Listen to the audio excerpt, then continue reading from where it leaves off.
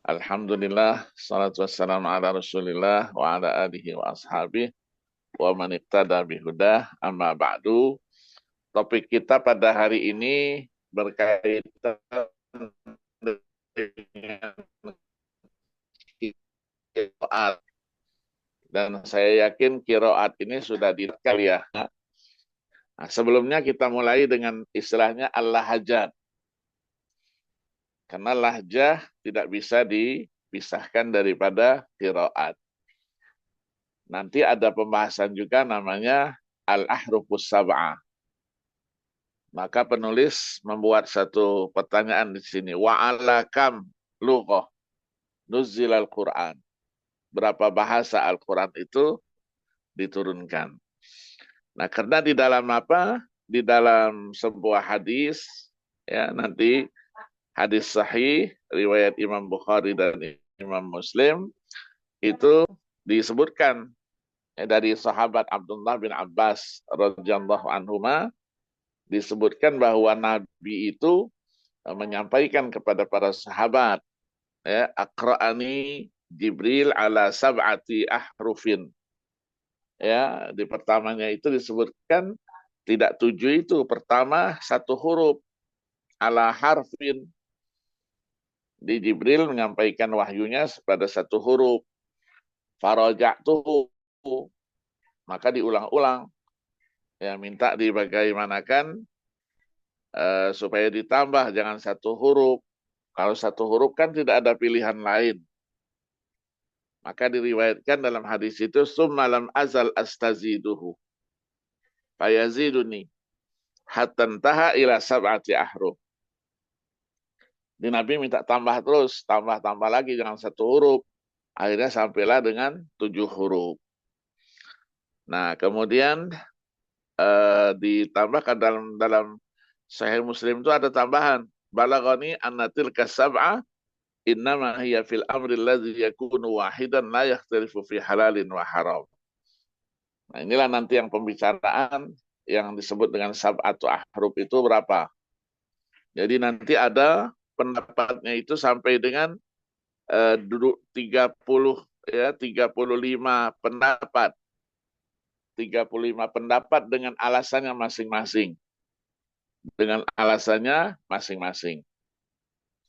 Maka ada ulama yang khusus menulis tentang lahjah itu, apa pengaruhnya terhadap qiraat. Nanti saya kirimkan, saya sharekan bukunya Al-Lahajat Al-Arabiyah fil Qiraat Al-Qur'aniyah. Ditulis oleh Abdu Ar-Rajihi. Kemudian ada yang menulis khusus, ya tidak masuk dalam buku. Qiraat itu dipisahkan dengan judul Al-Ahrufus Sab'ah Al-Qur'aniyah. Ada yang menyeleksi dari 35 pendapat itu, dipilih 10 pendapat saja yang kuat dengan dalil-dalilnya. Nanti ada bukunya sendiri. Dan buku ini juga sudah saya terjemahkan dalam bahasa Indonesia. Saya beri judul Hikmah di balik Qiraah Sab'ah. Hikmah di balik Qiraah Sab'ah. Ya, kenapa gitu? Antara lain nanti memberikan kemudahan. Karena dialek bangsa Arab itu macam-macam. Ya, banyak karena sukunya juga banyak.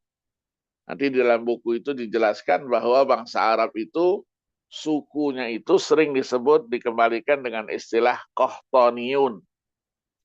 Qahtaniyun, Adnaniyun.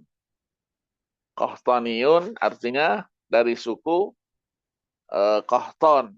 Nah, Qahtan ini sendiri nanti dibagi 2. Ada Qahtan bin Abir bin Sam bin Nuh. Kembalinya kepada Nabi Allah Nuh. Qahtan bin Abir bin Sam bin Nuh. Satu lagi Qahtan nanti Ibnul Humaisa. Ibnul Humaisa itu ke atasnya bin Ismail bin Ibrahim. Nah, mengecil lagi sampai dengan Adnan. Ya, karena Rasulullah itu terakhir biasanya disebut dengan Adnan. Nah, dari sini muncul nanti namanya Adnaniyun. Ya adnaniyun. Nah, yang 35 pendapat ini disampaikan oleh Abu Hatim, ya Ibnu Hibban Al-Busti, yang meninggal 354 Hijriah. Beliau mengatakan, katanya ikhtalafan nasu fiha khamsa wa salasina qaulan. Jadi terjadi perbedaan pendapat menjadi 35 ya pendapat. Wa qad dhahaba ba'dul ulama ila anna al-murad at-tawsi' 'ala al-qari wa lam yaqsid bihi al-hasr. Walakin al-aktsar 'ala annahu mahsurun fi sab'ah. Jadi itulah katanya maksudnya adalah memperluas ya, mempermudah juga kepada pembaca Al-Qur'an ya, tapi bukan dibatasi hanya itu. Hanya itu. Nah, tetapi yang terbanyak itu adalah 7 itu. Nah, 7 itu apakah ya, apakah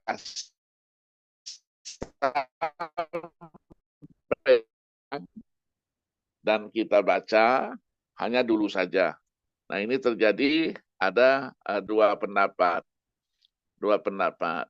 Maka dijelaskan yang pertama itu oleh Imam Al-Qurtubi.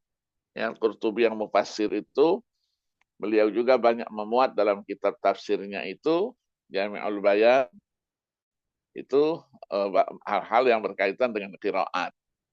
Ini beliau ini sudah abad ke-7 ya, 671 Hijriah. Sementara Ibnu Hibban tadi itu 354 Hijriah. Nah, ditanyakan di sini, apakah sampai sekarang ya, sampai sekarang masih ada atau hanya pada masa Nabi saja? Maka dikatakan di sini bahwa terjadi perbedaan itu adalah karena terjadi perbedaan di dalam bahasa Arab itu, lughatul Arab, orang-orang Arab. Yang mereka punya satu kesulitan. Kalau satu suku dipaksakan untuk membaca Al-Quran dengan ya satu dialek saja, nanti akibatnya suku yang lain tidak bisa. Ya, tidak bisa. Ya, karena sampai sekarang pun ya mereka menuturkan itu semuanya. Misalnya sering kita mendengar orang-orang dari Yaman misalnya membaca. Ketika membaca huruf Qaf misalnya tidak dibaca Qaf, dibaca Ga. Ya, ihdinas siratal mustaqim. Sementara nanti orang Mesir menyebutnya itu Qaf itu dengan A. Ya, ihdinas siratal mustaqim. Maka mereka katakan aku lulaka, aku katakan kepadamu, mereka katakan a'ululaka, a'ululaka. Nah, begitu juga yang lain. Ya, suku-suku yang kemudian menyebar dia sampai ke Kuwait, ya, sampai ke Iran. Nah, itu nanti menyebut huruf-huruf tertentu itu dengan dialeknya. Misalnya huruf kaf misalnya. Kaf itu tidak dibaca kaf, dibacanya ca. Ya, maka mereka kalau mereka azan itu beda dengan kita. Allahu Akbar, Allahu Akbar. Akbar bukan akbar. Nah, kita ketahui kalau huruf Al-Quran itu dibaca ya tidak dengan hurufnya itu atau nanti dengan dialeknya masing-masing, itu akan mempengaruhi maknanya. Karena huruf Al-Quran itu kan sensitif. Ya, kurang titik satu saja atau lebih titiknya satu saja, itu hurufnya sudah berbeda. Ya, titik satu fa misalnya. Dua, jadi dia qaf. Apalagi yang ha. Ha kalau tidak ada titiknya. Kalau ada di atas titiknya, suaranya kha. Kalau ada di tengah, suaranya jim. Sin juga. Kalau sudah ada titiknya tidak sin lagi, shin.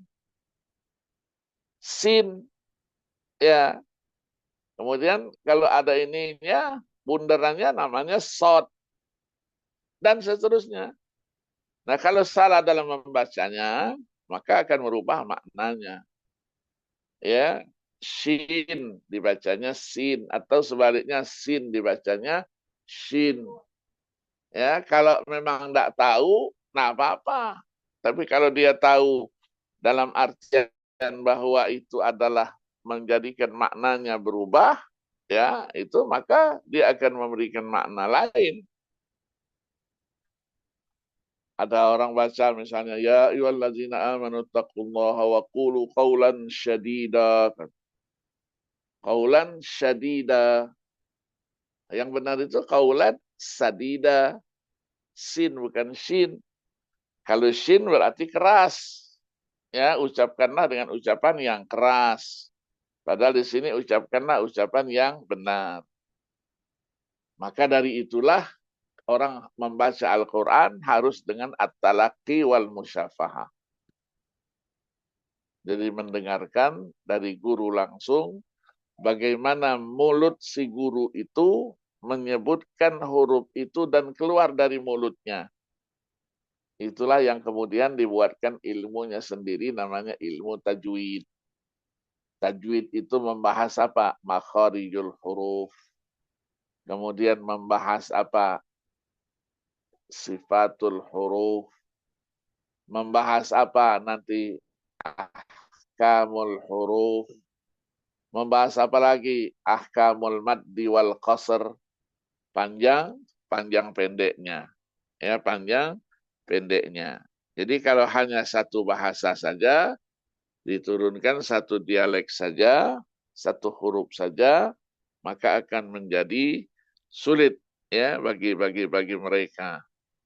Nah, maka di sini apa yang dimaksudkan dengan al-ahrufus sab'ah itu apa? Ya, 7 huruf itu apa? Ya, nah di sini para ulama ini berbeda pendapatnya. Ya, berbeda pendapatnya. Ada yang mengatakan nanti sab'atu ahruf itu yang dimaksud adalah sab'atu al-lughat, sab'al-lughat. Ada lagi yang mengatakan tidak demikian. Ya, sab'atu ahruf itu adalah yang berkaitan dengan al-awamir, apa yang lain-lainnya. Ya, disampaikan nanti ya di dalam pembahasan kita ini. Nah, tadi kita jelaskan bahwa yang dimaksud dengan 7 huruf diturunkannya Al-Quran itu tadi disebutkan ada sampai dengan 35 pendapat, ya. Kemudian dirinci, ya, dirinci. Nah, dalam buku ini hanya 5 pendapat saja. Tadi saya sampaikan Ibrahim Az-Zarwi itu menuliskan 10 pendapat saja. Dari 35 pendapat itu dipilihlah yang kuat-kuat dalilnya. Nah, disebutkan di sini, ya. Yang pertama apa? Pendapatnya yang pertama itu adalah pendapat mayoritas ya para ulama. Di sini ada Sufyan ibni Uyainah, ya, ada Abdullah ibni Wahab, ada Abu Ja'far Muhammad bin Jarir At-Tabari, ada At-Tahawi. Ya, Sufyan bin Uyainah kita ketahui ini abad kedua semua ini. Yang meninggalnya 198. Abdullah bin Wahab juga dekat itu. Abu Ja'far Muhammad bin Jarir At-Tabari 310 Hijriah, At-Tahawi ya 321 Hijriah. Nah, mereka mengatakan bahwa yang dimaksud dengan 7 huruf itu adalah sab'atu aujuh. Ya, 7 wajah dari makna-makna yang berdekatan. Yang berdekatan, tapi secara redaksionalnya dia berbeda-beda. Misalnya dicontohkan di sini halumma. Halumma itu artinya hayya, akbala, wa ta'ala, wa halumma. Di orang azan saja hayya ala shalah. Hayya itu apa? Halumma, ayo. ta'al, halumma, ya. Nah, di sini dijelaskan juga tadi hadisnya hadis Abdullah bin Abbas, di sini hadisnya hadis Abi Bakrah. Diceritakan ja'a Jibril ila Rasulillah sallallahu alaihi wasallam faqala iqra ala harfin. Baca satu huruf. Kata Mikail, jangan istazidhu, tambah. Kemudian dikata lagi, iqra ala harfain. Dua huruf. Mikail terus berkata istazidhu, tambahi. Nah, sampai dengan 7 huruf. Ya, faqala iqra bikulli fakullun kafin syafin. Jadi baca yang 7 huruf itu sudah apa? Sudah sempurna dia. Nah, ini disampaikan nanti maka kita tentu membacanya itu tadabbur, ya, karena nanti ada ayat yang taruh, ya, ayatnya kita gembira, ayatnya ayat siksa, maka diatur lagi nanti cara membacanya supaya dia indah. Itu ada yang disebut dengan lagu, ya, makomat. Nah, makomat itu harus disesuaikan dengan makna ayatnya. Kita ayatnya doa, dibawanya lagu ros misalnya. Ya, lagu ros. Yang dengernya ngerti. Masa minta-minta tapi jerit-jerit dengan suara tinggi. Itu namanya tidak punya adab.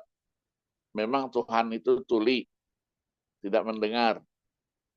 Ya, kita aja kalau ngomong dengan orang yang tua gitu, kan harus sopan santun. Apalagi dengan Tuhan gitu kan, dengan Allah Subhanahu wa ta'ala. Oh, kalau begitu doa, ayat-ayat doa bacanya dengan lagu yang apa? Meminta. Ya, lagunya bisa lagu Nahawan, lagunya lagu Sika, sehingga terkesan gitu. Ya, ketika membaca kita hayati, itu menjadikan kita juga ya merasa sesuatu sedih kita karena kita minta. Kalau mintanya jerit-jerit kurang ajar, sana minta sama yang lain sana.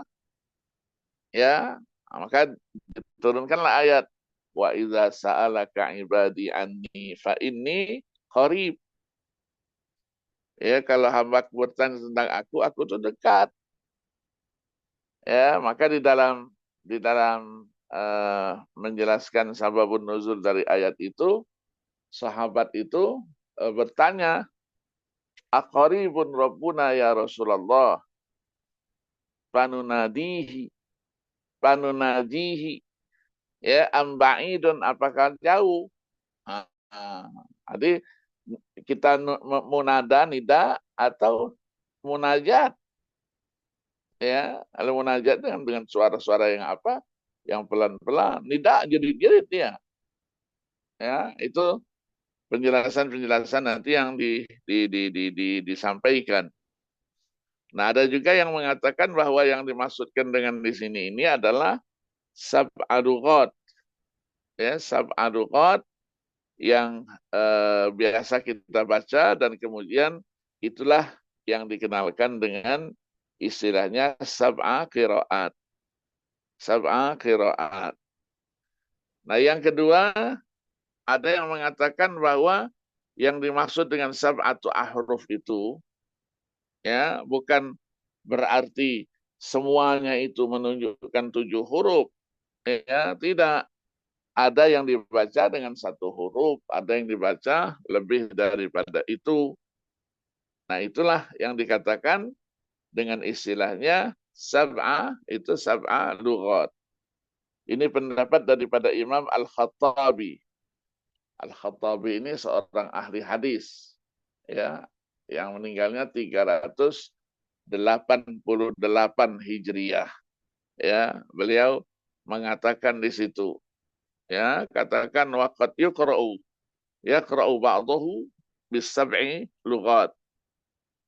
Misalnya, ya, disampaikan Ya, kama fi qaulihi wa abadat taghut yarta' wa yal'ab. Ya, nah di sini dikatakan bahwa sebagian lughat itu sudah bagus, dan ketika ada sebagian suku bangsa Arab dengan memilih salah satunya, dia sudah merasa happy-happy saja dia. Ya, nah ada yang mengatakan lagi, Al-Qadhi Al-Baqillani disebut di sini. Al-Baqillani ini ulama awal abad kelima Hijriah, ya, meninggalnya 403 Hijriah. Beliau katakan, itulah katanya pendapatnya daripada Utsman bin Affan. Innahu nazala bilisani Quraisy ay ma'dhamuhu walam yakum dalilun ala anna jami'ahu bilughati Quraisy. Maka ketika kita membahas kodifikasi Al-Quran, ditulis dengan rosem, ternyata ada terjadi perbedaan rosemnya. Maka disampaikan di situ oleh Nabi, idza ikhtalaftum antum wa Zaid bin Thabit farudduhu ila lughati Quraisy. Kalau terjadi perbedaan di antara kamu dengan Zaid bin Thabit yang ditunjuk sebagai penulis wahyu itu, maka disampaikanlah itu, kembalikan kepada bahasa Quraisy. Nah, bahasa Quraisy itu pada waktu itu adalah bahasa yang masih murni, belum dia terjemar, ya, atau disusupi oleh bahasa-bahasa lain. Nah, dulu dikenal bahasa Quraisy itu bahasa orang kampung, ya, masih asli dia, masih asli. Maka Nabi ketika kecilnya itu hidupnya di tengah-tengah komunitas itu Quraisy, ya, karena Nabi juga dari suku itu. Maka dikenallah bahasanya bahasa yang paling paling bagus, ya. Nah, kemudian disampaikan juga, ya, karena suku bangsa Arab ini adanya di berbagai tempat, ya, yang disebut dengan ada qabilah, ada sya'ab, ya, ada apalagi istilah-istilahnya itu, maka disebutkan di sini yang paling banyak menetap di tempat itu adalah namanya Hijaz dan Yaman. Hijazuha wa Yamaniha. Yamanuha. Nah, di sini disampaikan juga apa alasannya? Karena apa? Karena dikatakan bahasa yang selain Arab itu, selain daripada bangsa Quraisy juga ada, ya, di dalam bahasa-bahasa, ya, yang ada dan masuk dalam qiraat, ya, misalnya nanti tahqiqul hamzah, ya, di dalam qiraat itu, karena orang-orang Quraisy tidak menjadikannya hamzah, ya, tidak menjadikannya hamzah. Nah, maka dari situ, ya, disampaikan, ya, kalau dikatakan dia fatirus samawati wal ardi, jadi dia sedang apa? Sedang ambil air. Fatiru. Fatir itu artinya apa? Fatir artinya mubtadi, yang mulai, yang menciptakannya. Maka dikatakan fatar Tuhan. Ada lagi yang mendapat bahwa di sini dikembalikan kepada 7 huruf itu, ya, hanya 7, ya, qabilah saja. Siapa? Nanti disebutkan di sini. Ya, qabilah Quraisy, Banu Nadir bin Haris, ya, kemudian dan lain-lainnya. Ya, ini. Kemudian ada yang keempat mengatakan bahwa yang disebut dengan nujul qirat itu kembali kepada 7 perkara itu adalah sesuatu yang tidak bisa kita gambarkan, ya, tidak bisa kita gambarkan, karena tadi itu kalau dia dengan apa, dengan memaksakan satu saja itu menjadi sulit, ya, misalnya wa yadhiqu sadri wa la yantaliqu lisani. Yadhiqu dibacanya wa yadhiqa, ya, wa yadhiqa. Itu tidak berubah. Tulisannya itu juga. Hanya bacaannya yang berbeda. Yadhiqu, yadhiqa dengan alasannya. Kemudian ada juga di dalam surah Saba, ya, faqalu rabbana ba'id bainana wa baina asfarina. Ba'id tulisannya sama, dibacanya ba'ada. Ba'id dibacanya ba'ada, ya, baina asfarina. Ada yang membawa apa? Membawa penjelasan lagi itu ketika hurufnya berbeda. Ada zai, ada ro,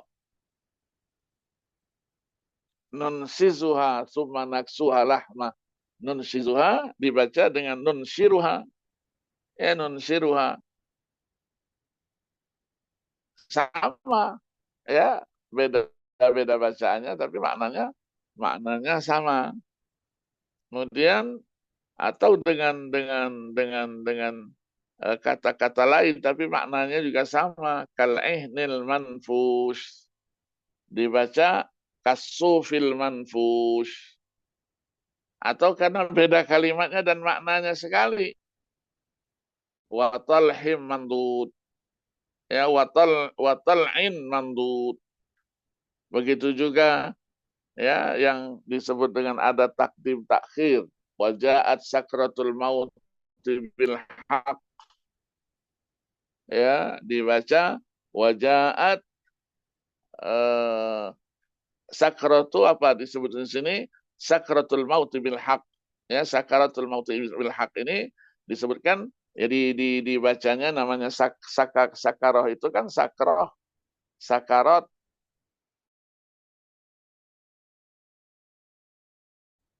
Ya, sakaratul mauti bil haq.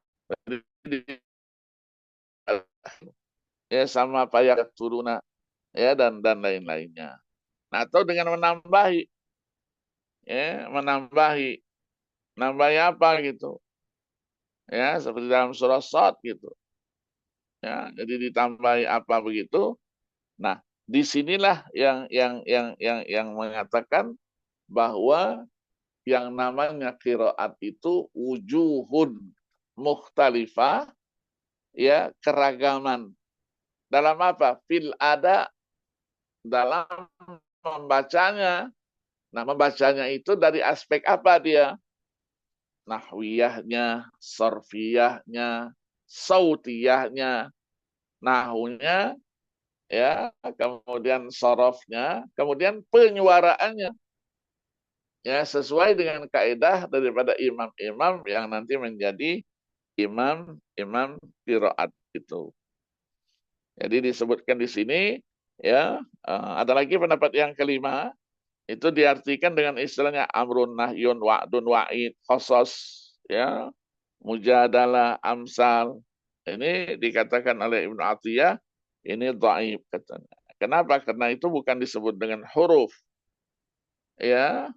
Jadi di sini begitu juga tadi ngatakan yang sab'atu ahruf itu halal haram, ya, halal haram dan lain-lainnya. Jadi ini yang terjadi, maka Al-Imam Al-Qadhi Al-Baqillani tadi itu menjelaskan begitu. Jadi kalau yang model begini ini tidak dia disebut huruf karena dia merubah makna, ya. Dia merubah makna. Kalau sudah merubah makna, maka ketika bacaan itu menyalahi yang namanya Rasam Utsmani, itu dianggap riwayatnya riwayat yang lemah, riwayatnya riwayat yang tidak bersambung. Maka nanti dibuat persyaratan, namanya qiraat itu sab'ah itu mutawatiroh. Mutawatiroh itu apa? Terpenuhi ketersambungan sanadnya, kemudian dibaca juga sesuai dengan wajhun min wujuhil lughatil arabiyah, tidak menyalahi bahasa, kemudian sama dengan Rasam Utsmani. Kan nanti diriwayatkan ada riwayat bacaannya Umar bin Khattab, tapi dhaif. Beliau membaca misalnya surah Al-Fatihah dibacanya ayat terakhir itu siratal ladzina an'amta 'alaihim ghairil maghdubi 'alaihim wa ghairid dhalin. La-nya diganti ghairi. Secara bahasa tidak apa-apa, mengerti orang Arab. Tapi menyalahi rasam Utsmani. Yang ada itu la, dibacanya ghair. Maka qiraatnya dikatakan nanti dengan qiraah yang bukan mutawatirah. Maka pembahasan apa? Pembahasan yang kita lakukan ini adalah kaitan dengan qiraat itu. Ya, qiraat itu ada qiraat yang mutawatirah yang 7, nanti ada qiraat yang mutammimah lil asyara menjadi 10, kemudian ada lagi yang tidak namanya qiraat mutawatirah, tidak juga mutammimah lil asyara masyhura, itu yang disebut dengan qiraah syadzah. Ada juga yang ditulis juga ya oleh Rizq At-Tawil. Rizq At-Tawil menulisnya itu dengan istilahnya muqaddimah saja. Ya, muqaddimah di dalam pembahasan qiraat itu. Nanti ada juga bukunya ya. Ada PDF-nya dulu. Saya punya dulu, nanti saya kirimkan. Jadi banyak sekali ya pembahasan sekitar itu. Nah, maka yang kita bahas selanjutnya itu namanya qiraat mutawatirah. Ya, qiraat mutawatirah. Mutawatirah itu yang terpenuhi tadi itu. Ya, 3 persyaratan. 3 persyaratan itu ittisalus sanad, muwafaqatuha biwajhin min wujuhin lughatil arabiyyah, sesuai dengan bahasa Arabnya. Kemudian yang ketiganya itu muwafaqatuha lirrasmil Utsmani. Dia harus sesuai dengan rasam Utsmaninya. Ya, kalau tidak sesuai dengan rasam Utsmaninya, maka dikatakan bahwa qiraatnya itu qiraat tidak bisa dinisbahkan kepada qiraat mutawatirah dan juga qiraat masyhurah. Kenapa terjadi perbedaan di dalam bacaan? Karena Al-Quran dulu itu ketika diturunkan, ditulisnya itu ya dengan tulisan yang tidak ada titiknya, tidak ada giginya, sehingga kalau tulisan yang polos begitu saja orang membaca. Nah, yang membacanya itu tidak punya pengetahuan tentang apa yang dibacanya, maka akan terjadi perbedaan itu.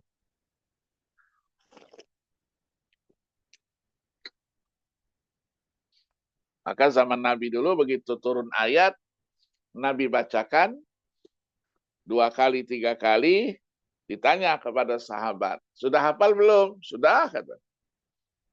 Sudah hafal. Nah, maka hafalan itu menjadi basic ketika membaca. Ya, ketika membaca. Nggak ada titiknya, nggak ada barisnya. Giginya nggak ada. Ompong semuanya. Ya, maka terjadilah perbedaan di dalam membaca teks itu. Jadi kalau kita lihat dengan manuskrip, manuskrip kuno itu, yang ditulis di bawah abad ke-6, 5, itu tidak ada titiknya. Tulisannya sama saja. Bagaimana kita membacanya kalau tidak punya ilmunya? Dulu saya kebetulan belajar yang begitu itu. Ya, belajar manuskrip.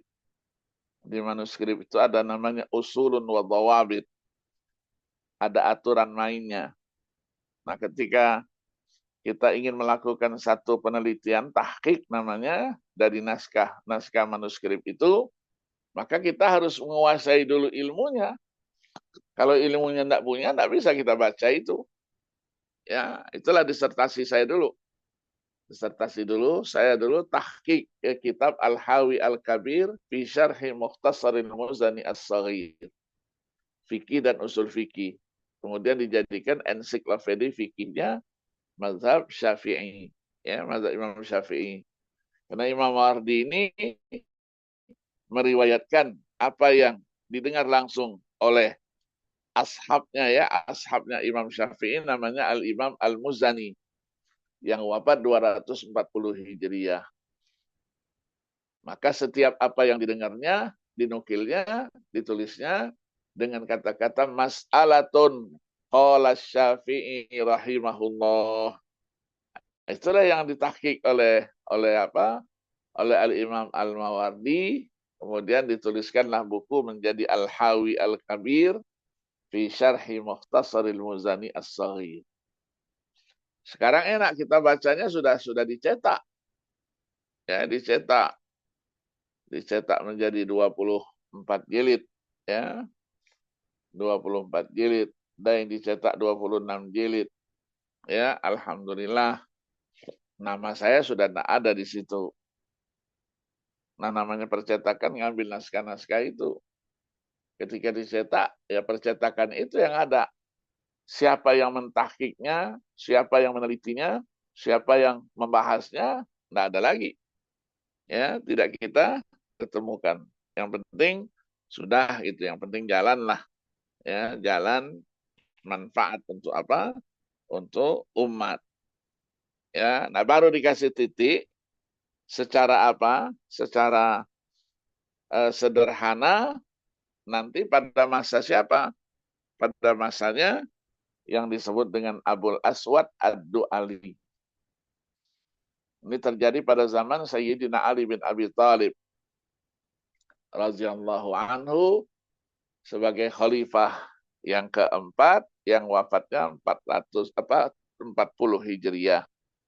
Jadi Abul Aswad Ad-Du'ali sebagai tokoh waktu itu, ya pakar dalam bahasa, dipanggil oleh Khalifah Ali bin Abi Thalib, ya dipanggil dan dikatakan tolong dikasih tanda baca. Dibuatlah tanda baca yang sangat-sangat sederhana, yaitu berupa titik.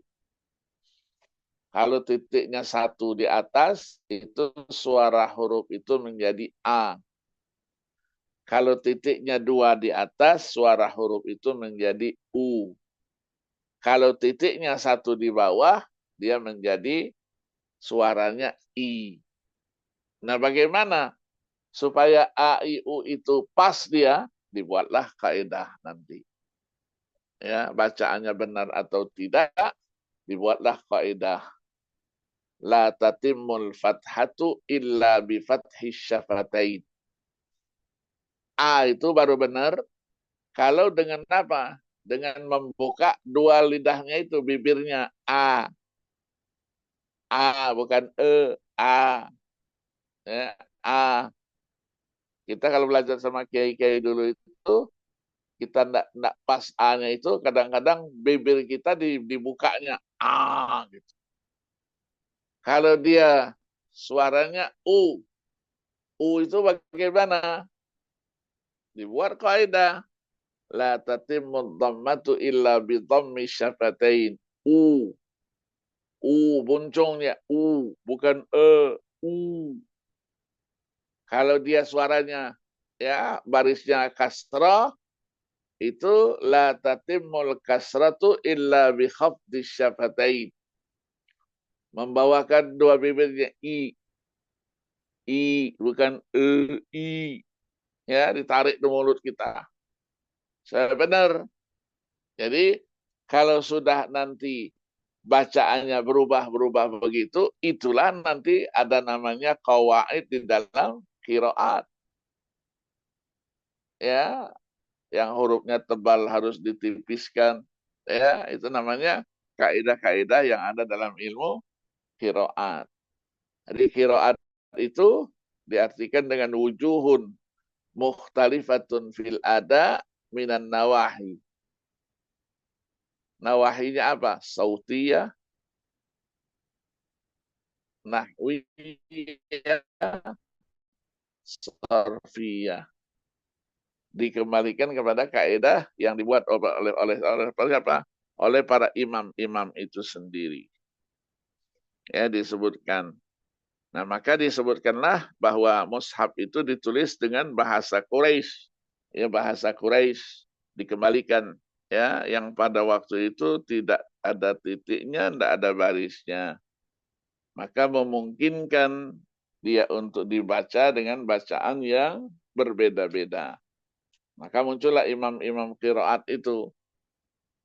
Ya, ada Ibnu Amir yang wafat 118 Hijriah, ada Ibnu Katsir nanti yang wafat 120 Hijriah, kemudian ada Asim ya Abu Najud itu meninggalnya 127 Hijriah, nanti ada Hamzah, ada Abu Amr yang meninggal 154 156 Hijriah.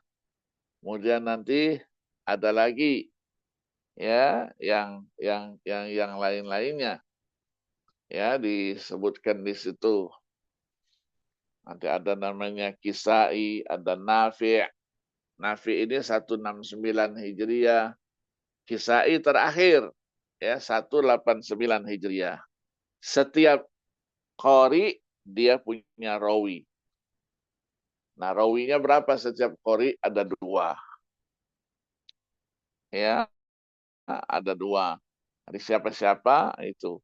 Maka yang 4, yang 7 menjadi 14. Nanti yang mutammim lil asyarahnya, yang masyhurahnya ada 3. Ya, ada 3. Nah, 3 itu siapa? Ya, siapa? Ada Muhammad bin Ya'qub.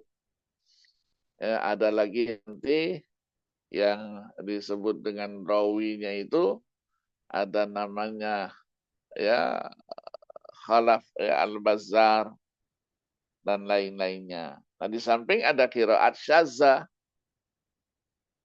Ya, qiraat syadzah. Nah, syadzah ini dari siapa? Itu ada 4 imamnya nanti, Imam Al-Hasan Al-Basri, ada Ibnu Muhaisin, ya, ada namanya Al-A'mash, Sulaiman bin Mahran yang meninggal 148 Hijriah. Kemudian yang terakhir nanti ada namanya Yahya Ibn Mubarak Al-Yazidi. Yahya Ibn Mubarak Al-Yazidi. Jadi ini semuanya menjadi 14. Ya, 14. Nah, yang mutawatirah saja tadi sama masyhurah itu 10 dia. Kalau 2-2 menjadi rawinya ada 20. Ya, rawinya ada 20. Akhirnya apa? Al-Quran itu ditulis juga disesuaikan dengan qiraatnya imam-imam qiraat itu sendiri. Jadi mushaf ini apa? Ala qiraati siapa? Mushaf ini ala qiraati apa? Sudah ada semuanya, Qur'annya lengkap. Ya, dan bahkan sekarang ini rekamannya pun lengkap. Ya, rekamannya ada dari Turki ya. Dari Turki itu menulis Al-Quran baru lagi, diberi nama dengan Mushaful Ummah. Mushaful Ummah. Mushaful Ummah ini bukan hanya teks, tapi dengan bacaannya sekali. Ya, ditulis oleh Ahmad Isa Al-Mu'sarawi itu dibacanya itu. Bacaannya Syekh Ahmad Isa Al-Mu'sarawi. Ya, ketua ikatan Qori ya internasional dari Mesir yang sekarang dia tinggalnya di Malaysia, kadang-kadang di Qatar, kadang-kadang di Turki ya dan seterusnya ya dalam rangka namanya suaka politik. Jadi beliau ini ketika gerakan ya menggulingkan yang namanya Mursi yang diambil oleh As-Sisi, beliau ya tidak tahu kalau orang itu sedang demo kumpul di Maidan Tahrir. Beliau datang, diminta sama teman-temannya datang, dia hadir di situ sampai dengan sholat duhur, karena mereka biasa kalau demo-demo itu dia bentang sejadahnya, sholatnya ya di lapangan itu. Nah, Syekh Ahmad Isa Al-Mu'sarawi ini kebetulan ada di situ dan dia tidak jadi imam. Imam lah gitu, nggak taunya dikejar, ya, mau ditangkap oleh polisi. Nah, Syekh Mu'sarawi ini ya sering sama-sama saya jadi Dewan Hakim Internasional itu dia tradisinya tidak pernah meninggalkan paspor. Paspor itu selalu ada di kantongnya.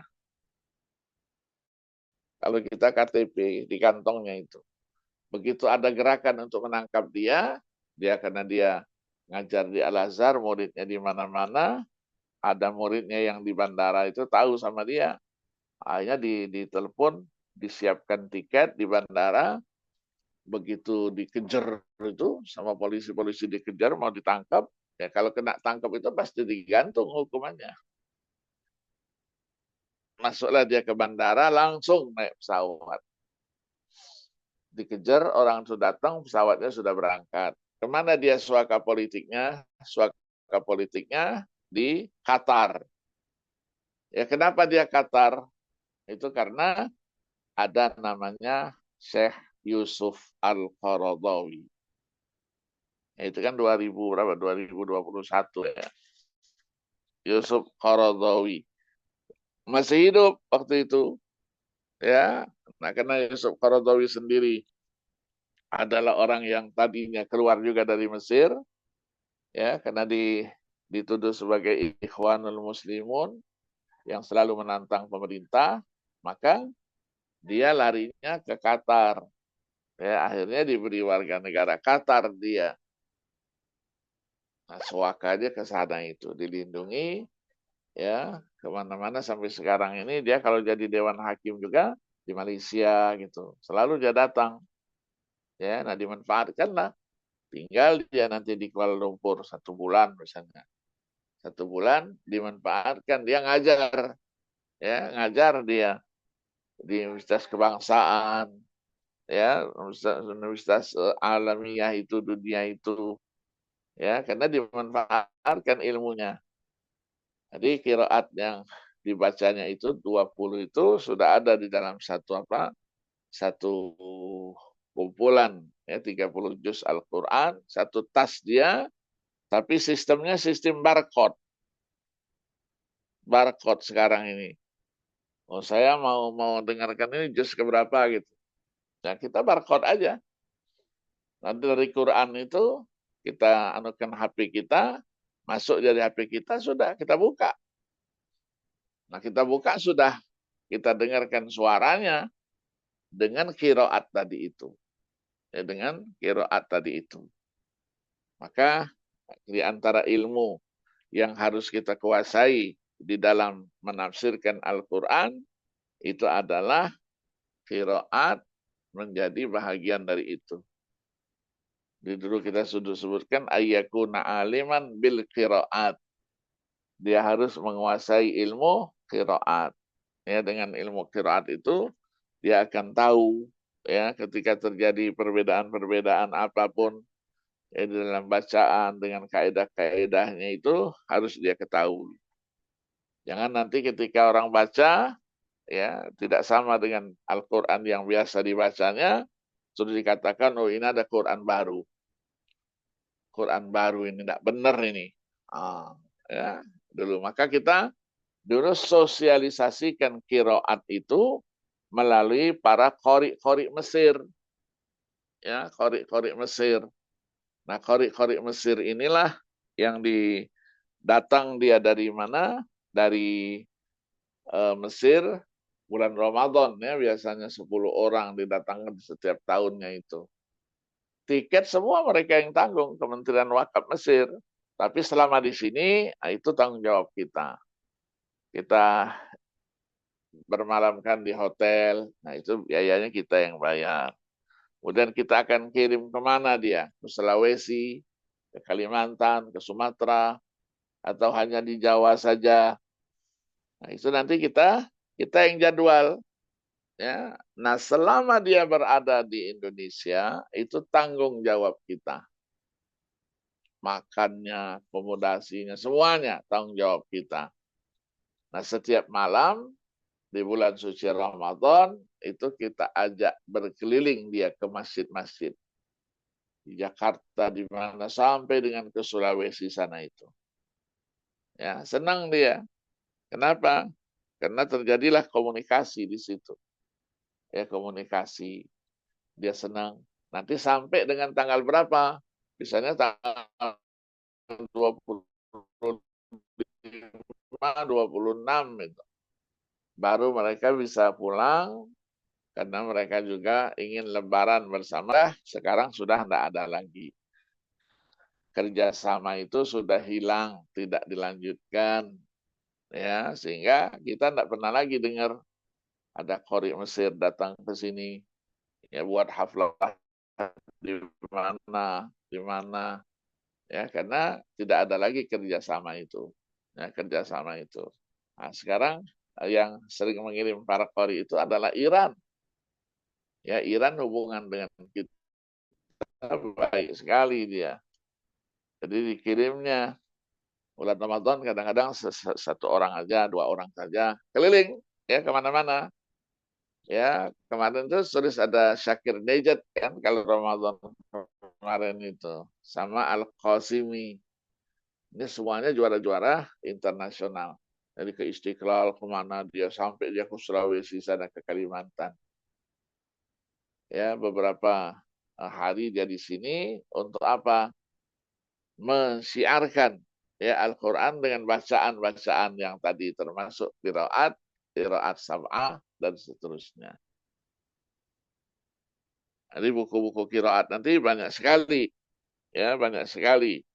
Nanti ada yang sekaligus merupakan pakar Rosem Usmaninya, ya nanti ada Adani, ada Abu Najah. Ya Adani ini nanti meninggalnya 444 Hijriah. Daud Abu Najah ini nanti meninggalnya 496 Hijriah. Dikembangkanlah tulisan-tulisan itu menjadilah ilmu tersendiri ya yang akan nanti menjadi pembahasan kita pada pertemuan-pertemuan kita yang akan datang. Ada yang ditanyakan?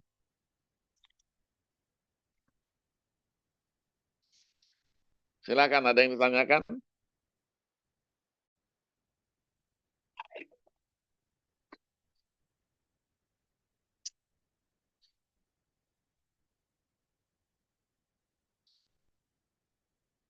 Tidak ada pertanyaan, dua kemungkinan.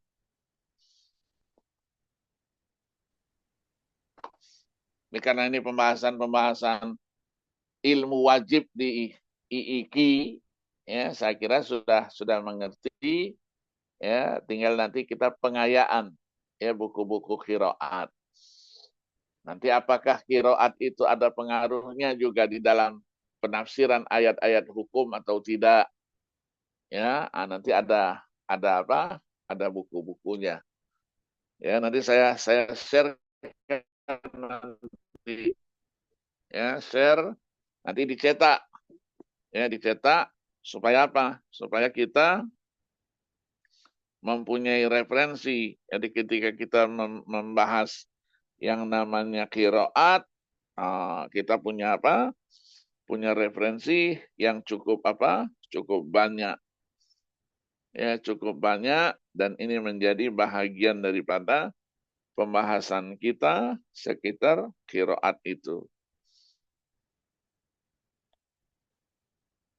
Termasuk Al-Hajat itu nanti ya.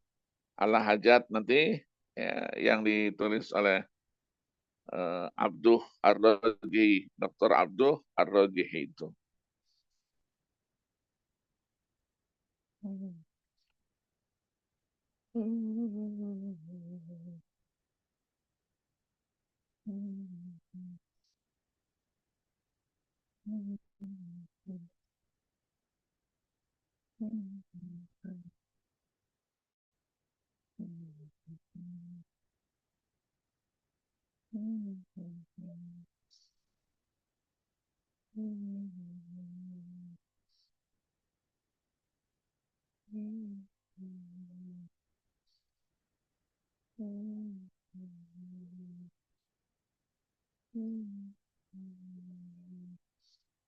Ada yang ditanyakan?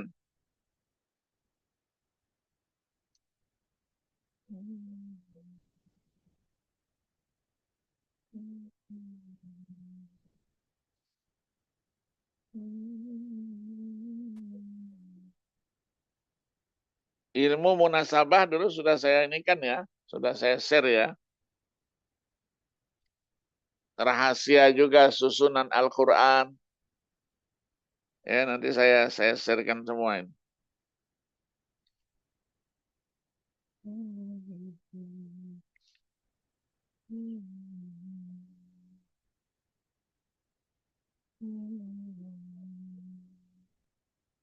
Tafsir Al-Quran ya, sudah saya kirim dulu kalau tidak salah.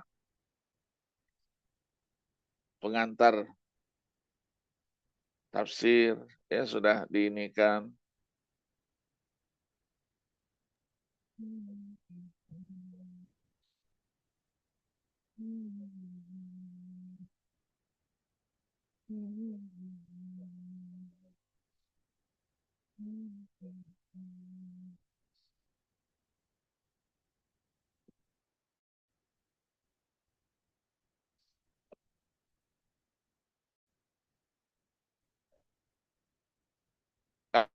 Pertanyaan cukup dulu ya, di jauh agak jauh juga.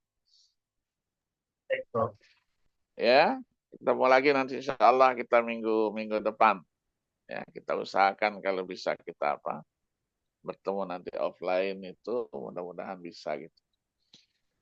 Nanti pembahasan berikutnya kita sudah memasuki nanti pembahasan-pembahasan yang lain lagi ya yang berkaitan dengan keilmuan ini. Ya, nanti yang akan datang kita sudah memasuki yang disebut dengan istilah Rosam Usmani. Jadi Rosam Usmani ya apa keistimewaannya apa gitu dan nanti bukunya juga banyak juga ya. Jadi bukunya juga banyak nanti ya. Nah, dari situlah ya kita temukan nanti ya sebelumnya nanti kita akan bahas ya ilmu qiraat dan apa saja yang terkait ya dengan kaidah-kaidah qiraat ya yang saya yakin sudah disampaikan di dalam mata kuliah wajib IIKI ya mengenai bacaan nanti macam-macam qiraat dari aspek sanadnya ya itu kita temukan itu ada mutawatir ya nanti ada yang namanya masyhuro mutammimalil asyara ada yang syazza. Ini dari aspek sanadnya ya sanadnya nanti. Maka nanti ada juga ya yang mengatakan bahwa qiraat itu dibagi tidak kepada 3, tapi dibaginya kepada 8. Masuklah dia mutawatir, masyhur, ya masyhur. Kemudian ada lagi syazza, ada mudraj, ya ada maudhu, ada hal-hal yang lainnya. Yang mutawatir tadi kita katakan ya adalah yang terpenuhi sanadnya, bersambung sanadnya sesuai dengan apa? Dengan kaidah bahasa Arab dan sesuai juga dengan Rasam Utsmani. Ya kita eh, pernah menghafal misalnya siapa itu yang Imam 7 itu? Itu dalam syair kan? Fanafi'u ya wa ibnu katsirin asimu wa hamzatu summa abu amrin humu ma'abni amirin atal kisai a'immatus sab'i bilam tirai. Itu dimulai dari itu. Jadi siapa itu Imam Nafi, Ibnu Katsir, Asim, Hamzah, Abu Amr, Ibnu Amir, Al-Kisai, ya dan seterusnya. Sampai dengan yang nanti yang apa memenuhi ya memenuhi persyaratan nanti disebut dengan istilahnya mutawatiro ya disebutkan di dalam apa di dalam syairnya itu fakullu ma wafaqa wajhu nahwi wa kana rasmu ihtimalan yahwi wa sahha isnadun huwal qur'anu fahadhihi thalathatul arkanu. wa haitsu ma yahtallu ruknun asbata syuzuzahu law annahu fis sab'ati, ya, dan seterusnya. Ini dibuatkan syarat-syaratnya nanti. Nah, yang syadzah itu, ya, apakah juga dia dikatakan dia yang maudhu, yang kalau hadis palsu, ya, ini juga nanti menjadi perdebatan dalam peristilahannya itu. Ya, dibaca. Jadi sampai dengan barisnya pun menjadi apa? Menjadi berbeda maknanya. Ya, misalnya dibaca di dalam surah apa? Surah Fatir itu kan, innama yakhsyallaha min ibadihil ulama. Dibacanya innama yakhsyallahu, ya, min ibadihil ulama. Ini juga, ya, dikatakan qiraatnya itu syadzah, dan bahkan dia merupakan qiraat, ya, yang disebut dengan istilah maudhu. Nah, kapan mulai dikodifikasikan, ya, qiraat itu? Nah, ini disebutkan juga di sini sejarahnya. Sejarah kodifikasi itu, ya, kodifikasi itu. Siapa yang pertama kali menulis, ya, menulis tentang qiraat? Ada yang mengatakan Abu Ubaid Al-Qasim bin Salam, ya, beliau adalah tokoh pertama yang menulis itu. Kemudian dilanjutkan oleh tokoh-tokoh yang lainnya, ya, disebutkan semua di dalam apa? Di dalam sejarah itu. Nah, kenapa dikatakan terjadi perbedaan dan apa sebabnya perbedaan itu? Ya, itu lihat kasrul ikhtilaf min haula'i an haula'il aimah. Semuanya membaca dengan qiraat yang dipilihnya. Ya, kemudian kenapa dikatakan qiraat ini, ya, misalnya qiraat 7, ya, qiraat Sabah yang terkenal dan menyebar di mana-mana. Ya, ini kembali nanti, ya, kepada yang membacanya itu, ya, membacanya itu, dan sekaligus mereka menjadikan qiraat itu populer, ya, populer.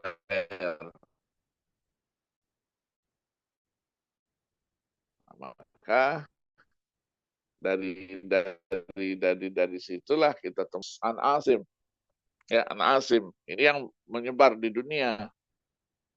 Ada lagi, ya, nanti yang mengambil, ya, qiraatnya itu, ya, qiraat yang dari imam yang lain. Misalnya dari rawi yang lain di Sudan, misalnya itu Duri, ya, di Maroko Warash, kemudian di Libya misalnya Aljazair Khalud, ya, dan lain-lainnya.